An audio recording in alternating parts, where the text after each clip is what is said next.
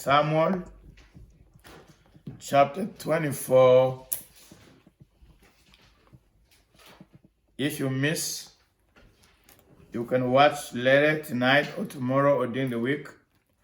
We will post it so those who miss can go back and check the scriptures.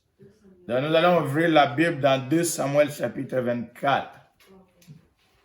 I don't know what Samuel in Lingala. I'm so sorry. I'll try to mix French, English, and Lingala. And where the Lord leads, because interpretation is not working right now. But you follow. Donc 2 Samuel chapitre 24, verset 1 à 24. On va pas tout lire, mais nous allons prier conformément à certaines révélations qui sont dans ce texte.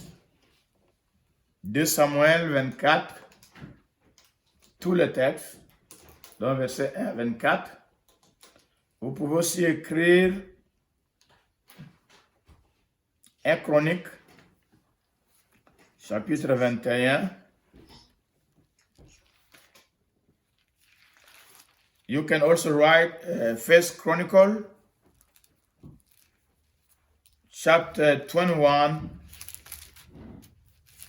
verse 1 to the end. 30 verses. Oh, those are the food for the week. C'est l'ordonnance spirituelle pour la semaine. Avec ce que nous avons lu hier, Exode 15, verset 8 à 16. Notre texte de base, ça sera sur 1 Chronique 21. So our basic text we will use 1 Chronicle 21. Oh, sorry, 2 Samuel 24. That will be our basic text. Donc 2 Samuel 24, ça sera notre texte de base. But the story is repeated in 1 Chronicle chapter 21. It's the same story with few different changes, but it's the same story. Donc c'est la même histoire avec certaines variations de certains éléments pour lesquels si vous avez des questions, on peut les répondre, mais plus tard, en privé, vous appelez parce qu'il y a une petite différence dans les chiffres, dans les nombres, mais le texte, l'histoire, c'est la même. Alors nous allons lire, apprendre certains éléments et les appliquer dans la prière. So we're going to read and we're going to draw some principles, some prayer requests, and we're going to pray according to them. So people always like titles. Sometimes it's hard to title the message because some story, there are a lot of revelation in them. But just for the sake of this prayer, we're going to talk about the whole message. I want to talk about the altar of offering. The altar of offering. Les autels du sacrifice. Ou l'autel du sacrifice. On va examiner beaucoup de textes, des histoires dans la Bible, dans l'Ancien Testament, comme dans le Nouveau, en rapport avec les autels. Autel, en français, c'est avec A-I-T-E-L. C'est pas l'hôtel là où les gens vont habiter, dormir, avec H. Parce que quand on grandissait, on était jeune, on était enfant, quand on parlait de l'hôtel, notre image, on voyait la maison où là, on amenait les gens dans les hôtels. Parce que je voulais avouer que dans ma famille, on avait aussi un hôtel. Donc, les gens sont restés avec la mentalité de l'hôtel comme une habitation physique. Mais ce n'est pas l'hôtel avec H. C'est l'hôtel avec A-I-T-E-L, hotel. So we're talking about altar. So in English, it's easy. It's altar. In French, it's hotel. So we're talking about a little bit about the sacrifice in the altar. So I will now wait for us for the temple to open. As Papa Edward said, the church is not a building. The church is people. The people of God. Those who have been delivered from Egypt. Those who have been taken out of the world. Those who have been drawn out of Egypt to belong to God. So the church is God's property, living on earth. People who are born again.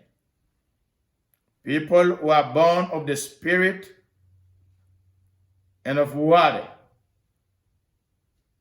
People who have been given the power by God, according to John chapter 1, verse 11 to 13. The power to become children of God. You have to receive the power from God to become His child, to belong to His family.